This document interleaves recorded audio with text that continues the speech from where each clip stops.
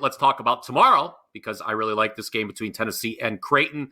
Defensively, we know what Creighton likes to do, guys. They take away shots at the rim and take away shots from behind the arc. Solid approach to the modern game. And to beat them, you need someone who's going to be able to come in and hit mid-range jumpers. Well, Tennessee happens to have Dalton Knecht. And I know that Knecht, Teddy, had an off night versus Texas. As a matter of fact, the entire Tennessee team had an off shooting night in that game. Knecht was 5 for 18 from the floor, including 1 for 8 from 3. As a team, the Vols shot 3 of 25 from behind the arc. But since we're still talking about them, they obviously won.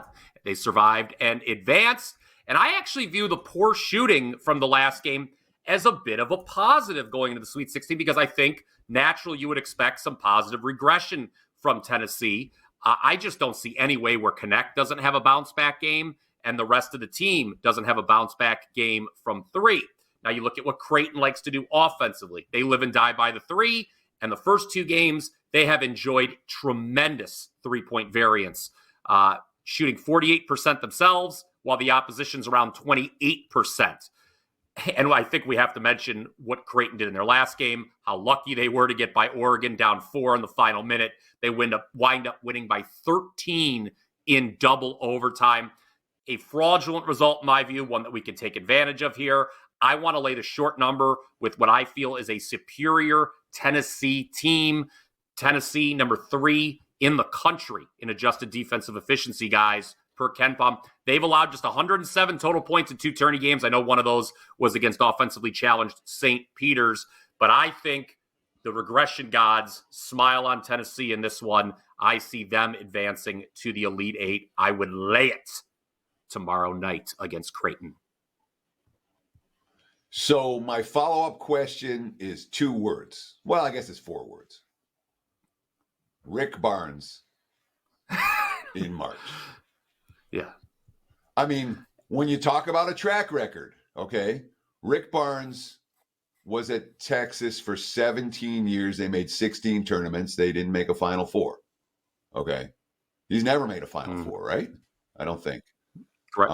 Correct. I know that his teams have consistently, habitually flamed out earlier than expected in NCAA tournaments.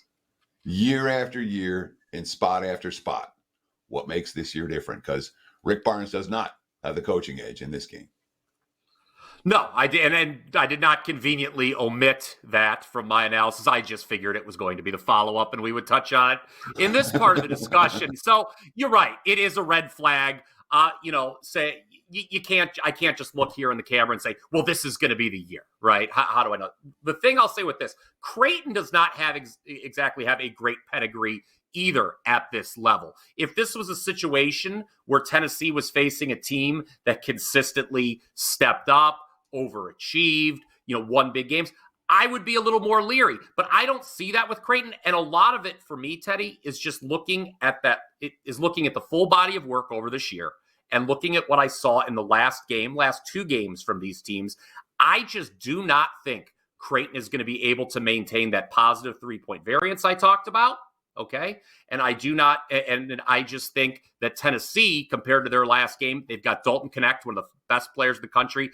I think he's bouncing back. That's not Rick Barnes related, that stuff.